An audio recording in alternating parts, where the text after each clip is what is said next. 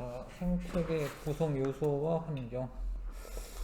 그렇게 어렵진 않아요. 이제 책 읽듯이 좀 잘 이해하시면 되고. 그러니까 뭐 나중에 이제 뭐 엘니뇨 이런 거 나오면 좀 어려운데, 여기 조금 어려운데. 자, 뭐 앞에 부분은 그렇게 어렵진 않습니다. 자, 생태계 구성 요소. 하여튼 구성 요소들끼리 서로 영향을 주고받으면서 어떤 시스템을 이루고 살고 있는데, 생태계는 생물이 환경으로부터 생존에 필요한 에너지, 물질 이런 걸 얻고요. 그러니까 비생물적 그 요소가 필요하죠. 그 다음에 다른 생물들과 서로 상호작용하는 하나의 시스템이다. 그 시스템이라는 말은 어찌됐건 서로 영향을 주고받으면서 이제 잘 살아간다, 뭐 그런 건데, 그런 시스템을 이루고 있습니다. 그리고 이제 이 하나하나를 개체라고 부르고, 요 무리를 개체군이라고 하고요. 그 다음에 요 종도 있고, 요 종도 있고, 뭐 요런 종도 있고, 요런 것들 다 합쳐서 군집이라고 하고, 군집이라고 하고, 그런 게 환경과 한꺼번에는 생태계라고 합니다.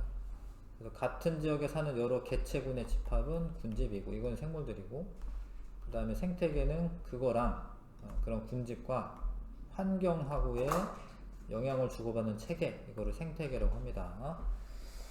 개체, 개체군, 군집, 생태계, 이렇게 되고요. 생태계 구성 요소, 뭐 초등학교 때부터 많이 배우는 건데, 생물적 요인과 비생물적 요인으로 구성이 되어 있어요. 그 생물적 요인은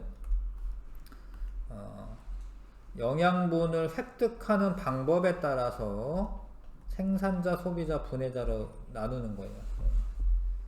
그 생산자는 스스로 양분을 만들 수 있는 생물인데, 광합성을 하는 생물들이죠. 근데 식물도 되고, 근데 식물성 플랑크톤은 사실 식물은 아니에요. 뭐 식물은 아닌데 어찌됐건 엽록체 같은 걸 가지고 있어가지고 스스로 영양분을 만들 수 있는 생물들, 그런 애들을 생산자라고 한다. 생산자. 그 다음에 소비자는 스스로 양분을 만들지 못해. 그러니까 다른 애들을 먹어야 돼. 다른 애들을 잡아 먹어야 돼요. 뭐 식물을 먹거나 동물을 먹거나 잡아 먹어야 되는 거죠. 그래서 그런 애들이 소비자다. 그래서 먹이 관계에 따라서 생산자를 먹는 애들은 1차 소비자라고 하고, 1차 소비자를 먹이로 하는 애들은 2차 소비자라고 하고요. 3차 소비자 이렇게 올라갑니다. 그 다음에 뭐 동물 플랑크톤, 동물성 플랑크톤. 플랑크톤이라고 하는 애들은 뭐 물에 좀 이렇게 둥둥 떠다니는 그런 애들, 작은 애들, 뭐 그런 애들 플랑크톤이라고 하는데, 그런 플랑크톤 가운데 엽록체가 있어서 광합성을 하는 애도 있고요. 그렇지 못한 애도 있는 거지. 초식동물은 1차 소비자고, 육식동물은 2차, 3차 소비자가 됩니다. 근데 얘네들이 이제 막 죽어, 아니면 얘네들이 막 뭐 대변이나 이런 거를 뭐 이렇게 분비물 같은 거를 막 버려요. 근데 그러면 이제 분해자가 없으면은 그 시체가 엄청 쌓여 있을 거야. 생물의 사체나 배설물을 분해해서 양분을 얻는 애들. 이런 애들은 사실 별로 그렇게 나쁜 애는 아니죠. 사실 알고 보면.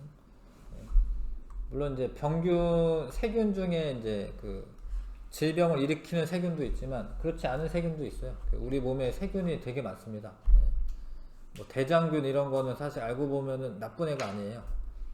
우리 몸에 이제 대장에 있으면서 그런 걸 잘 분해를 시켜주는 애고, 근데 대장균이 발견되면은 이제 뭐 음식점 같은 데서 대장균이 발견됐다 이러면은 되게 경고를 먹는다던가 막 그러는데, 그거는 이제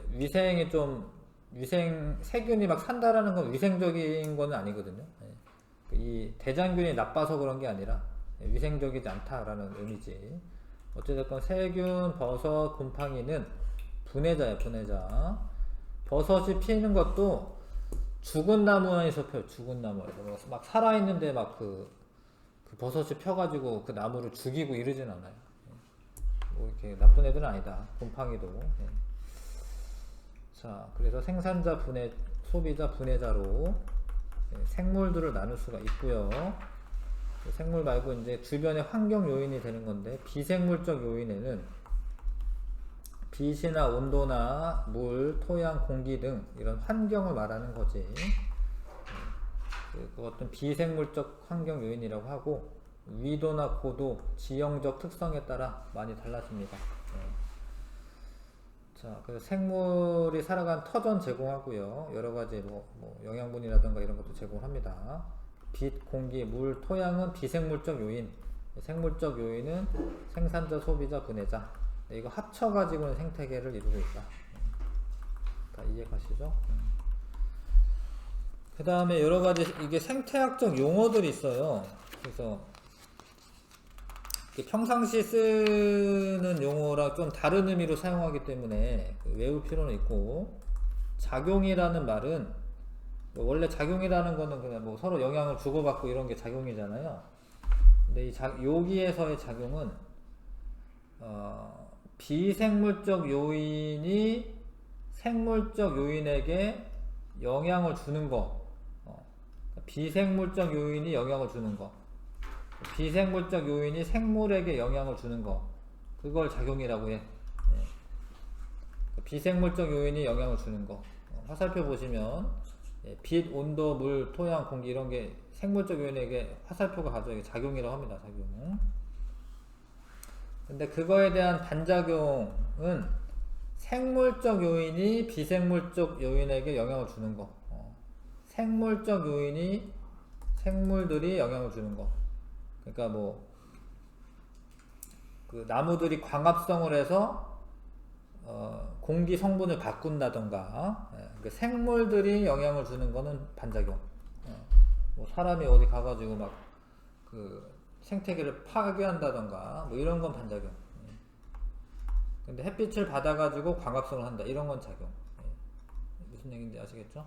작용은 빛이 영향을 주어서 뭐 생장 속도를 다르게 한다. 기온이, 그러니까 비생물적 요인이 단풍이 들게 만든다, 이런 건데 비생물적 요인이 영향을 주는 거는 작용. 겨울이 되면 춥죠? 그러니까 기온이 영향을 준 거죠.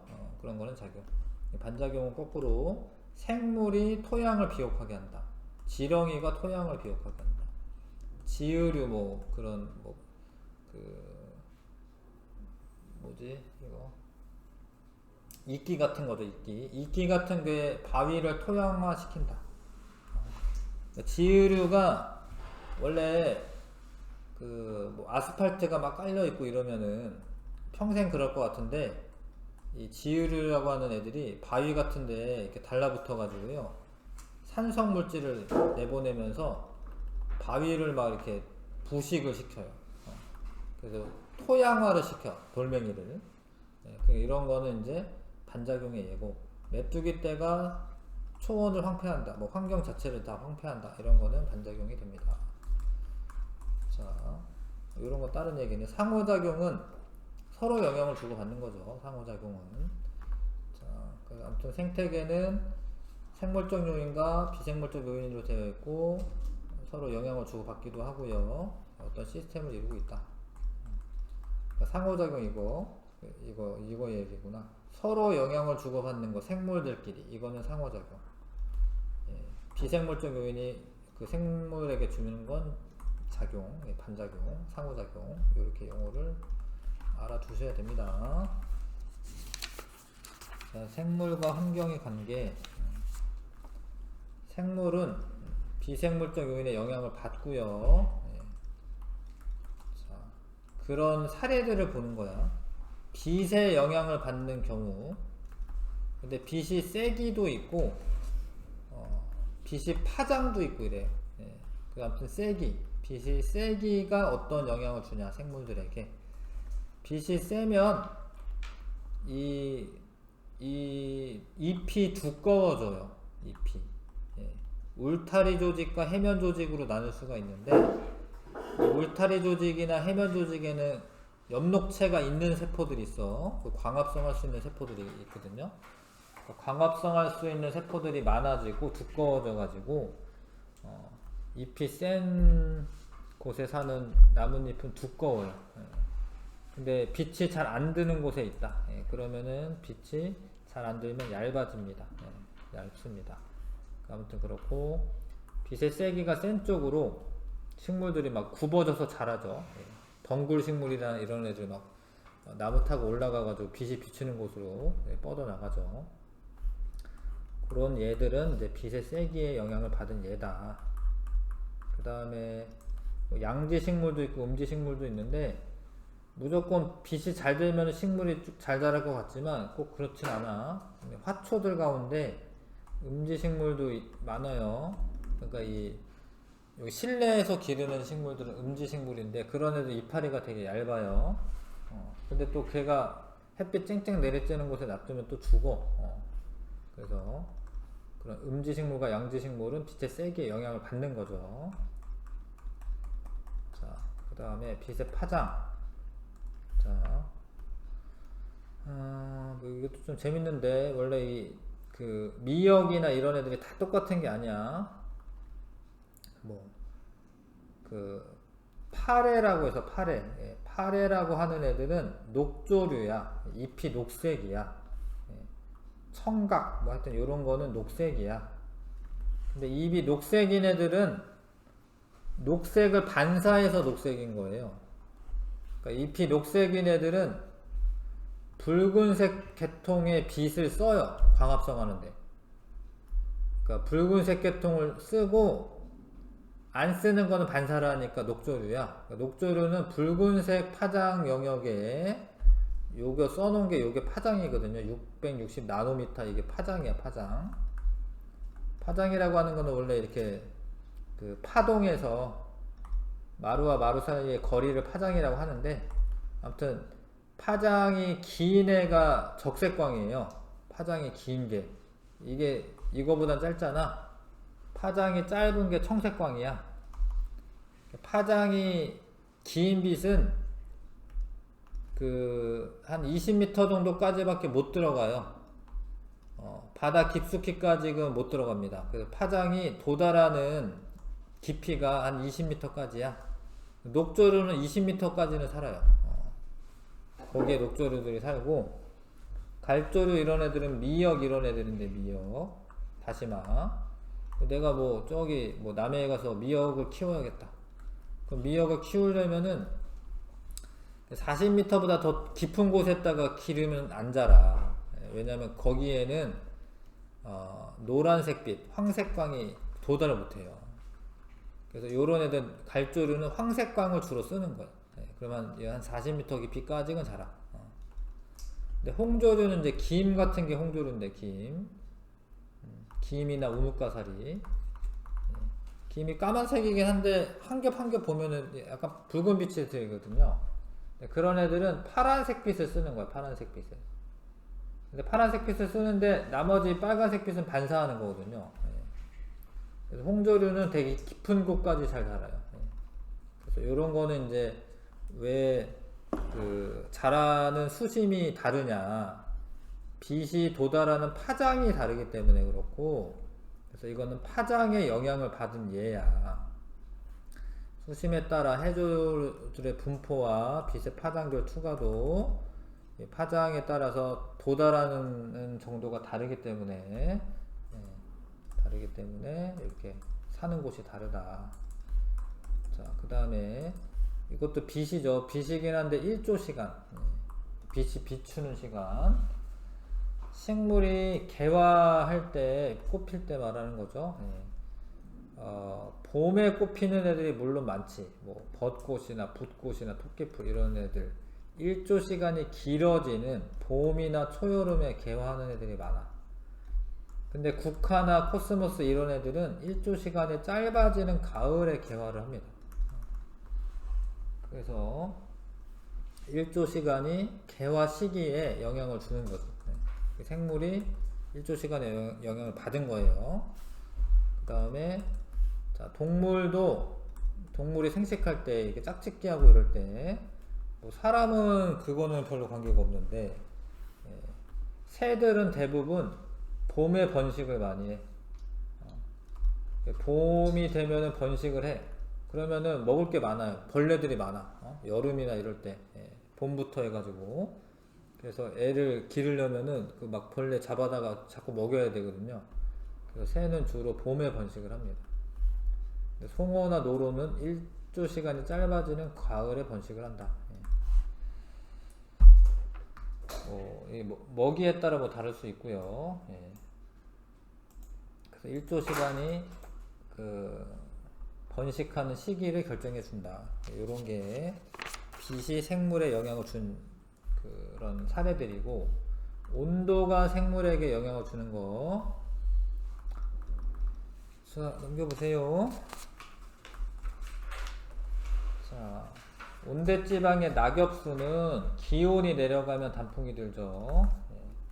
그다음 추운 지역에 사는 털송이 풀은 얘가 왜 털이 많냐? 온도에 의해서, 온도가 너무 낮은 곳에 사니까 털들이 나니까.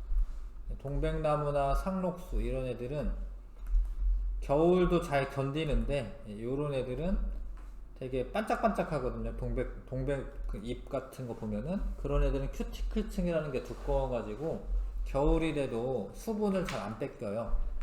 수분을 잘 안 뺏기지 않습니다. 그래서 겨울을 지낼 수가 있고, 아무튼 식물이 그 온도의 변화에 적응한 예죠. 적응한 거고요.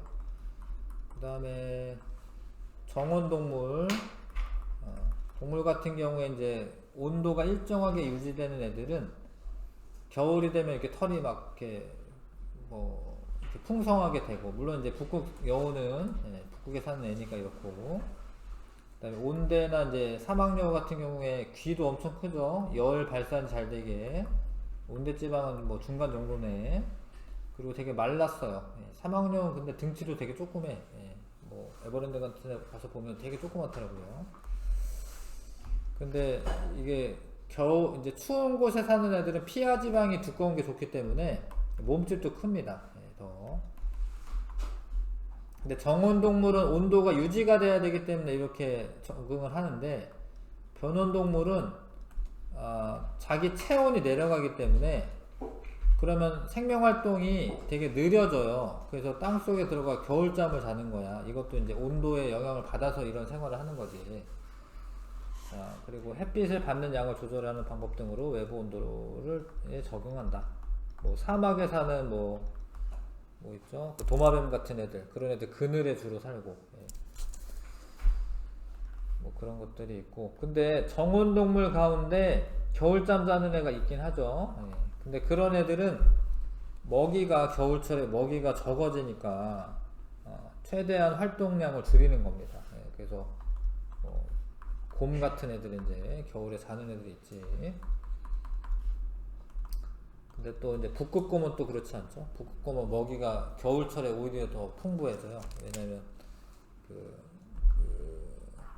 얼음의 면적이 넓어지기 때문에 여기저기 막 돌아다니면서 먹이 잡을 수 있고요. 북극곰은 또 자지는 않습니다. 겨울에. 자, 저런 것들은 이제 온도가 영향을 미친 예고.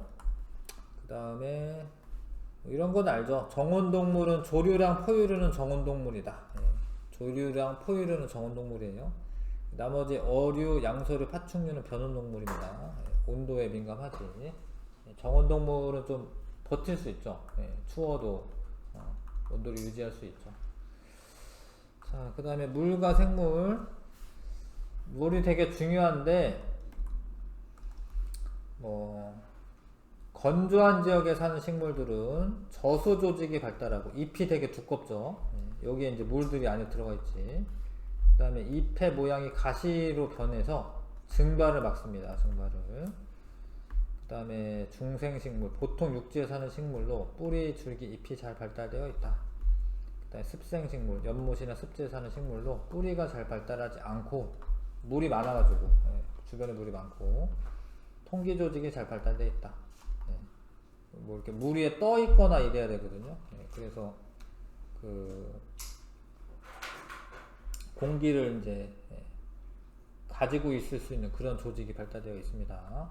수생식물, 이런 애들은 이제 관다발이나 뿌리가 잘 발달되어 있지 않다. 물이 많으니까, 물을 뭐 이렇게 주변에 물이 많으니까 물을 이동시켜야 되거나 이러지 않기 때문에 그런 그런 것들이 있다. 이런 거는 전부 다 물에 적응한 예야. 그 다음에 동물, 도마뱀이나 뱀 이런 애들은 그 몸의 표면이 비닐로 덮여 있습니다.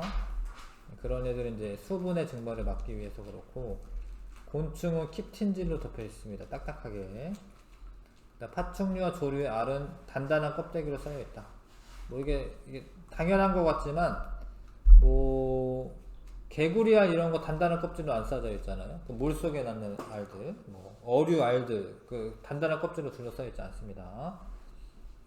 뭐 거북이알 이런 거는 되게 뭐 말랑말랑하더라고요. 예, 걔도 파충류긴 해도 그런 애들은 이제 그 바닷가에 그 땅을 파고 그 안에 그 알을 낳으니까 수분 증발이 덜 되는 거죠. 어찌됐건 요런 이제 물가에 낳는 애들이 아닌 애들은 단단한 껍질로 둘러싸여져 있어야지 수분 증발이 잘 안 되는 거고요. 수분 배설 방지. 캥거루쥐는 이제 되게 진한 오줌을 넣어요. 묽은 오줌을 넣으면 물이 많이 나가는 거니까. 그래서 사막에 사는 캥거루쥐는 진한 오줌을 넣는다. 자, 토양과 미생물, 세균들이 토양에 살고, 그래서 이제 사체나 배설물 이런 애들을 분해를 하고요. 그 다음에 지렁이는 이제 토양 속에 살면서 토양의 통기성을 높여주고, 지렁이가 왔다 갔다 하면서. 그 다음에 세균들이 그 호기성 세균이라는 게 있고, 혐기성 세균이라는 게 있습니다.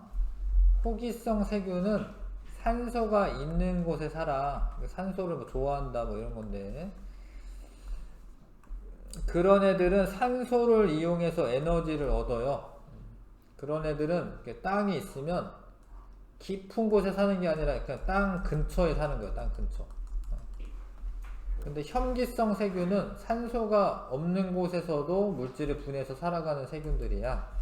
그런 애들은 좀 더 땅속 깊은 곳에 살아요. 그래서 호기성 세균은 그 지표 부근에 사는 거고, 혐기성 세균은 좀 더 깊은 곳에서도 살 수 있어요. 이건 이제 토양의 깊이에 따른 공기 함량이 달라져서 생기는 거고. 공기와 생물. 자, 공기가 희박한 고산지대에 사는 사람은 평지에 사는 사람보다 적혈구가 많아.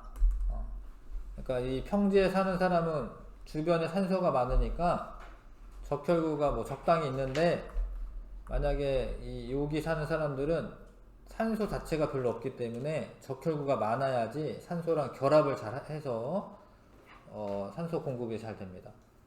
그래서 고산지대에 사는 사람들은 적혈구가 많아요. 그래서 뭐 운동선수들 고산지대에 적응 훈련한다 막 이런 거는 그 적혈구 숫자를 늘리는 거야. 뭐 거기서 생활하면서. 그러면 좀 더 이제 산소 공급을 잘 할 수 있죠. 공기 이동으로 발생하는 바람은 꽃가루 같은 거를 운반시켜 주고요. 종자나 포자 이동을 또 도와줍니다. 그런 사례들을 다 알고 있으시면 돼. 일조 시간은 빛의 영향을 받는 거고요. 파장에 따라 해조류 분포 달라지고, 빛의 세기에 따라 식물의 분포나 아니면 잎의 두께가 영향을 받습니다. 온도에 의해서 뭐 추운 지역에 사는 애들 몸집 커지고요. 말단부가 작아진다. 말단부가 뾰족해지면은 그 부분이 이제 막 얼어붙어 가지고 동상 뭐 이런 게 생길 수가 있거든요. 말단부가 작아야지 좋습니다. 자, 물과 생물의 영향은 이제 파충류 비닐, 곤충 키틴질 또는 사막 캥거루 진한 오줌 넣는 거, 그 다음에 그 알 껍질이 단단한 거, 뭐 이런 거는 수분 증발을 막기 위한 거다. 자, 되시죠? 그래서 양엽식물은 햇빛이 센 곳에 사는 애들이고, 음엽식물 햇빛이 약한 곳에 사는 애들이고, 그 다음에 일조 시간하고 식물의 개화하고 어떤 영향이 있냐면, 근데 이게 좀 재미있는 게 중요한 게 지속 시간이에요, 사실. 봐봐. 독고말이라고 하는 애가 있는데 밤이 길면은 꽃이 피는 애야. 그러니까 단일 식물이죠, 단일 식물. 밤의 길이가 더 길 때 꽃이 피는 거 단일 식물이라고 해요. 근데 요즘에 특히 그 도시나 이런 데는 밤에도 이렇게 빛이 막 비추고 있잖아요.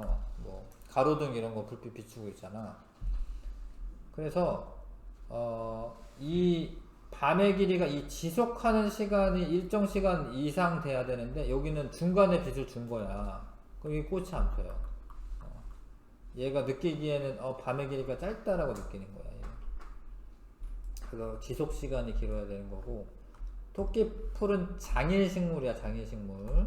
낮의 길이가 길면은 피는 거야. 그러니까 거꾸로 이제 밤의 길이가 짧으면은 피는 거야.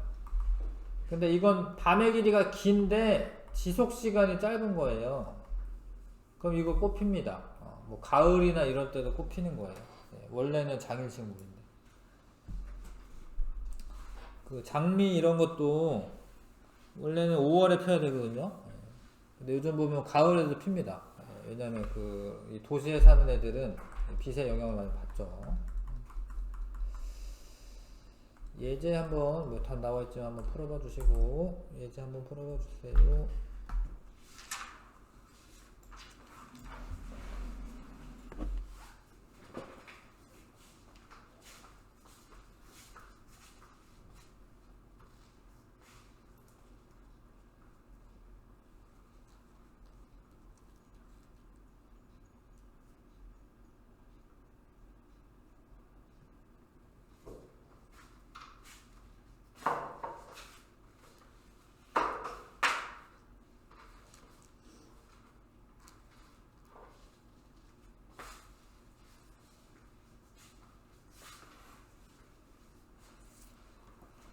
자, 글씨를 잘 읽어주시고 문제 풀면서 공부하는 겁니다.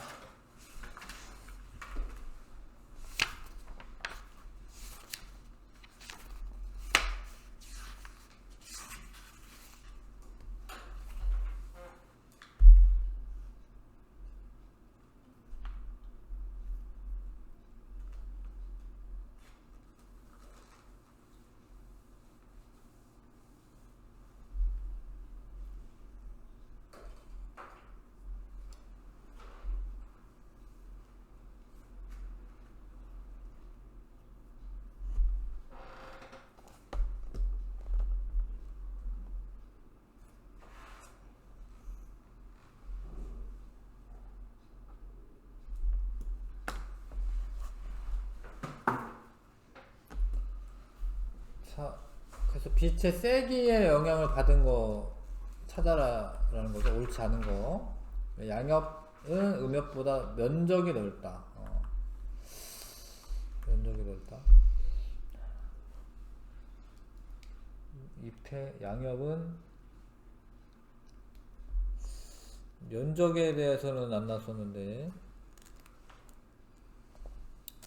두께에는 나왔는데 양엽보다 건조에 대한 우려가 적어. 밑에서 두 번째 줄에 나와 있어. 있어요? 잎의 면적은 양엽보다 넓다 이렇게 됐네. 빛의 세기가 약한 경우 해면 조직을 통해 받는 면적을 넓히는 것이 유리하게 됩니다. 그랬네. 그러니까 빛의 세기는 약한데 어찌됐건 광합성을 해야 된다라는 의미네, 그렇죠? 그래서 이 빛의 세기가 약한 경우 면적을 넓히는 것이 유리하다. 그렇구나. 두께만 알고 있었네.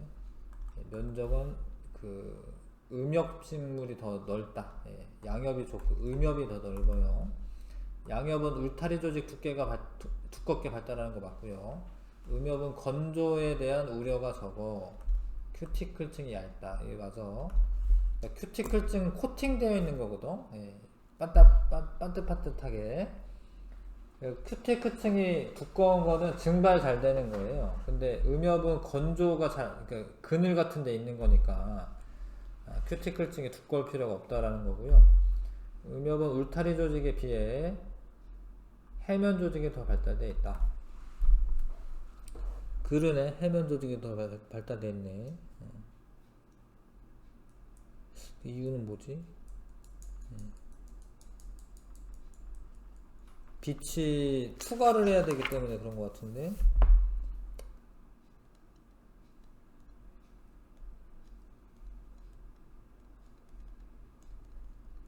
그러네. 예. 그러니까 이게 이렇게 빽빽하게 있으면 이게 이 안쪽까지 잘 못 들어갈 거 아닙니까? 예. 물론 빛이 세면은 들어가겠죠. 근데 울타리 조직보다는 해면 조직이 발달되어 있는 게 이제 이 빛이 투과돼서 이 안쪽까지 들어가야 되니까 울타리 조직보다는 해면 조직이 더 발달되어 있다. 그 다음에 음지식물이 양지식물이 살지 못하는 그늘진 곳에서도 살 수 있다. 맞죠? 예, 그 답은 틀린 거 1번. 그 다음에 가을에 꽃이 피는 국화를 계절을 앞당겨 꽃이 피우게 하는 방법은 일조 시간을 짧게 하는 거죠. 예. 일조 시간을 짧게 하는 거죠. 예. 검은 천을 쌓아두면 되겠죠. 예. 자, 전등불을 켜는 거는 이제 그 장일식물 꽃 피는데 유리한 거고요. 예. 국화는 단일식물이기 때문에 이렇게 천으로 검은 천으로 쌓아서 빛을 차단하면 되겠습니다. 추운 지역에 사는 애들은 이 말단 부분이 좀 몽뚝하고요. 얘보다는 몽뚝한 거지. 그 등치도 커진다. 등치가 큰 게 표면적이 비율이 작아지는 거. 표면적 비율이.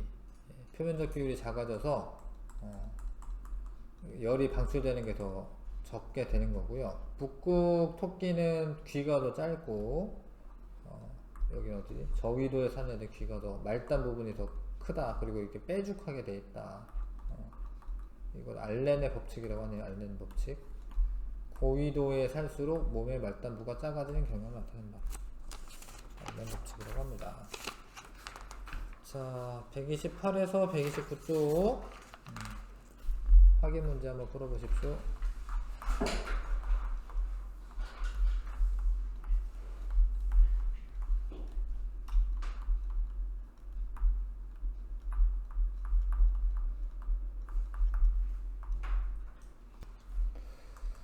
자, 보겠습니다. 옳은 거.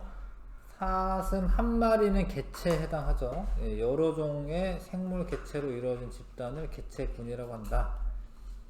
군집이라고 하는 거, 군집. 예, 그러니까 한 종류만 있으면 개체군이고 여러 종의 생물 개체로 이루어져 있으면 군집입니다.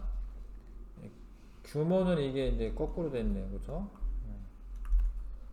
그 다음에 일정 지역에 사는 모든 개체군의 무리를 군집이라고 한다. 개체군의 무리 군집 맞네.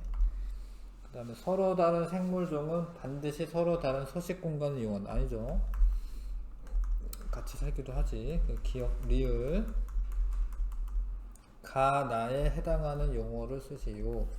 가는 비생물적 요인 비생물적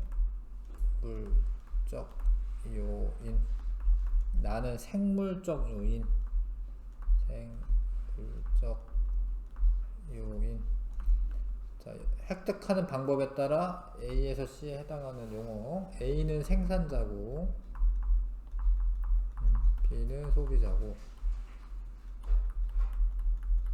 C는 분해자죠. 자, 그 다음에 생태계 구성 요소에 대한 설명을 옳은 것은 곰팡이 분해자고 육식동물은 1차 소비자가 아니죠. 초식동물이 1차 소비자고 생산자는 다른 생물로부터 유기물을 합성한다. 예, 그런 거 아니고 자기 스스로 합성하는 거고요. 그 다음에 생물을 둘러싸고 있는 빛, 온도 등은 비생물적 요인으로 구분한다. 맞네. 기억 리을이고. 자, 그 다음에 자, 식물에 낙엽이 쌓여서 토양이 비옥해집니다. 그러니까 식물이 토양에게 영향을 주는 거죠. 그러면 요거고 나고. 그러니까 나에 해당하는 거는 이제 기억이죠, 기억. 그 다음에 동물이 배설물을 통해 식물의 씨를 퍼뜨린다. 이거는 상호작용이야, 상호작용. 이건 다에 해당하는 거는 니은이고, 니은. 상호작용. 그 다음에 빛의 세기가 식물의 생장 속도에 따라 달라진다. 생장 속도가 다르게 한다. 이거는 작용이에요, 작용. 예, 이건 디귿이고, 이게 작용. 요거는 반작용. 서로 영향 주고받는 건 상호작용이라고 합니다. 자, 그 다음에 뭐라고 했지? 하고 A에서 C를 이제 골라라. 끝이죠? 하나, 그것 중 하나다라고 되어 있네. 예, 요거만 하면 되네요. 예, 요거만 하면 되고요.